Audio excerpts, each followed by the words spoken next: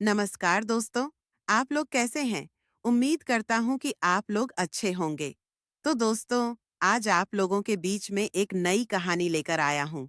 तो उम्मीद करता हूँ ये कहानी भी आपको अच्छी लगेगी।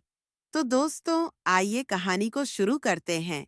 विधवा से तीन साधुओं ने बुझाई अपनी प्यास। एक समय की बात है, एक गांव के पास एक विधवा स्त्री रहती थी। उसका जीवन बहुत कठिन था, लेकिन वह बहुत दयालु और धर्मपरायण थी। वह अपने छोटे से खेत में मेहनत कर अपना और अपने बेटे का पालन पोषण करती थी। एक दिन दोपहर के समय तीन साधु वहां से गुजरे। वे बहुत थके हुए और प्यासे थे। उन्होंने उस विधवा के दरवाजे पर आकर पानी मांगा। विधवा ने उन्हें देखते ही आदरपूर्वक प्रणाम किया और कहा, महात्माओं, कृपया भीतर आइए और जल ग्रहण कीजिए। साधु भीतर आए। विधवा ने अपने घड़े से शीतल जल लाकर तीनों साधुओं को पिलाया। जल पीकर साधु तृप्त हो गए और बोले, देवी, तुमने हमारी प्यास बुझाई, हम तुमसे प्रसन्न हैं। बताओ, हम तुम्हें क्या आशीर्वाद दें?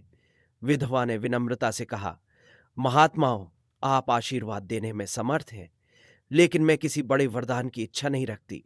मेरा तो एकमात्र उद्देश्य है कि मैं सदैव धर्मपूर्वक जीवन व्यतीत कर सकूं और मेरा बेटा सुखी रहे। साधु उसकी निश्चलता से बहुत प्रभावित हुए।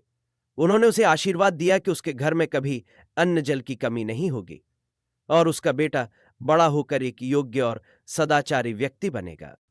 कुछ वर्षों बाद विधवा का बेटा बड़ा हुआ और अपने सद्गुणों के कारण गांव में सम्मानित व्यक्ति बना।